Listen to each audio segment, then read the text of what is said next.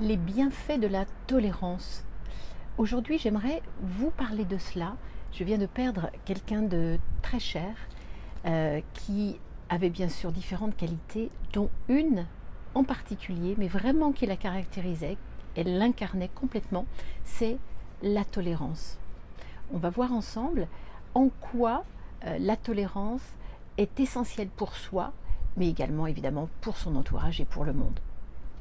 I want you to show me how to get to know someone like you, someone like you. I want you to know me. Je suis Régine Labrosse, j'accompagne les femmes à passer le cap de la quarantaine, de la cinquantaine, lorsque c'est un petit peu compliqué, un petit peu difficile. Je suis auteure d'un tout premier livre, 50 ans et alors, que l'on trouve actuellement en librairie. J'ai perdu quelqu'un de très cher qui était toujours dans l'accueil et dans le non-jugement.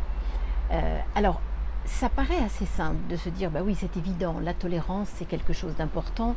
La tolérance, tout simplement, c'est le respect de la liberté d'autrui, quand on regarde la définition, de ses manières de penser, d'agir, de ses opinions politiques et religieuses.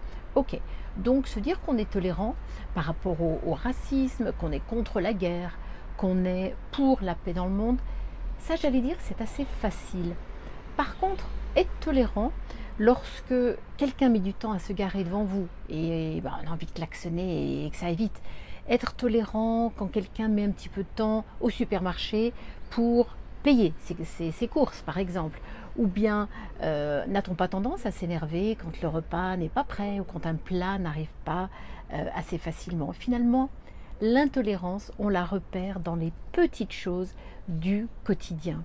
Et finalement, la tolérance, c'est quelque chose qu'on a beaucoup de peine à pratiquer tous les jours. On imagine donc multiplier dans sa vie de tous les jours, multiplier par plein d'actes au quotidien, à quel point la tolérance est quelque chose de fondamental aujourd'hui et à quel point elle manque dans notre société d'aujourd'hui. Quelques points clés par rapport à la tolérance. Pourquoi est-ce si important? Eh bien, tout d'abord, je vais vous dire que c'est bon pour la santé.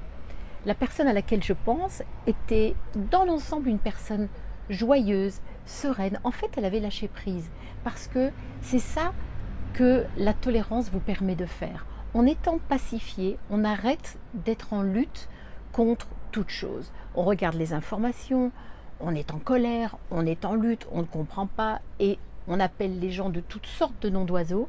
Et tout ça, évidemment, n'est pas du lâcher prise. Tout ça va nous rendre plus énervés, ne nous met pas dans la sérénité.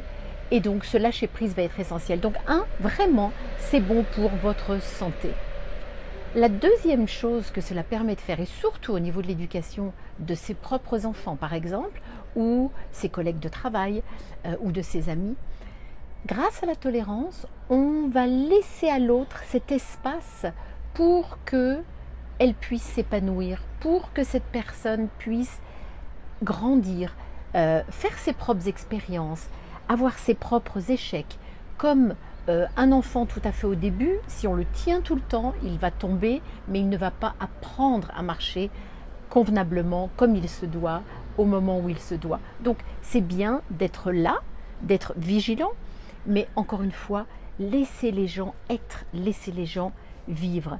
Spinoza disait tout simplement, il faut concéder à chacun le pouvoir de penser ce qu'il veut et de dire ce qu'il pense.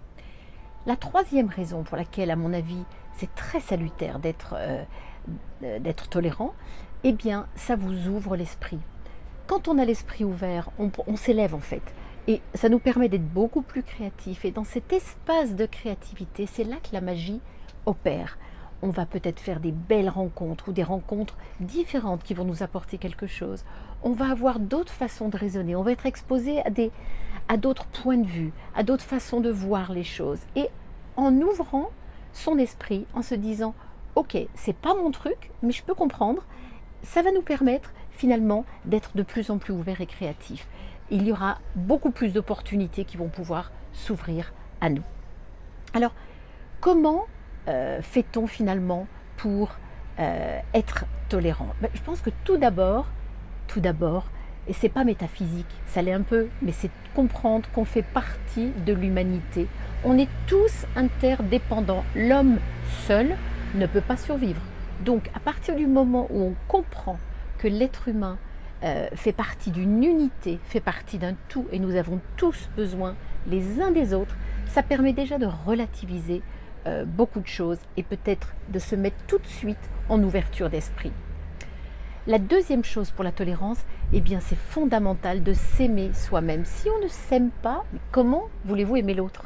Il n'y a juste pas la place.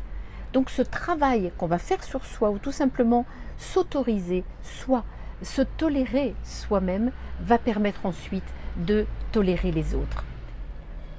Le troisième point qui va être essentiel, c'est une fois que vous vous aimez de plus en plus, vous vous acceptez, eh bien ça va être de se comprendre. Je pense que le développement personnel ou des outils comme la PNL, la programmation neurolinguistique par exemple, vont vous aider non seulement à mieux vous connaître, mais à comprendre les autres, à décoder, à comprendre leur vision du monde, à comprendre pourquoi les gens font telle ou telle chose ou agissent de telle ou telle manière. Une fois qu'on s'ouvre à tout cela et qu'on arrive à décoder les émotions, les comportements, eh bien ça aide énormément à comprendre et donc à être tolérant. Et enfin, un quatrième point, eh bien la tolérance, ça va être l'empathie, se mettre à la place des autres, se mettre dans les chaussures des autres pour arriver à comprendre ce qu'ils vivent tous les jours. Comment voulez-vous savoir ce que vit votre voisine qui peut-être n'est pas très heureuse, n'est pas souriante, n'est pas sympa du tout, si vous n'êtes pas à sa place? Peut-être a-t-elle des difficultés à finir les fins de mois, peut-être que quelqu'un l'a quittée, elle n'a pas encore fait son deuil, peut-être qu'elle n'a pas compris certaines choses, peu importe. Les circonstances, de l'empathie, c'est se mettre un petit peu à la place des autres. Alors je vais terminer en vous laissant avec une parole de Gandhi.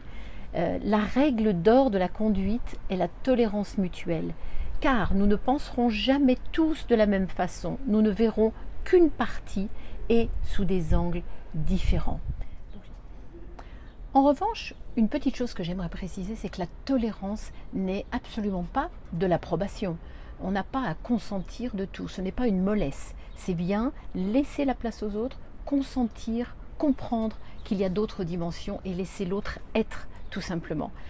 D'ailleurs, la tolérance, n'est-ce pas finalement accepter que personne n'est parfait et que nous ne sommes pas parfaits, surtout. Donc je vous dis à très bientôt, pratiquez la tolérance tous les jours, entraînez-vous et puis n'hésitez surtout pas à vous abonner à ma chaîne YouTube et à appuyer sur la petite cloche pour être averti lorsque je publierai ma prochaine vidéo. Donc goûtez à la tolérance, c'est bon pour la santé. À très bientôt, je vous embrasse, au revoir.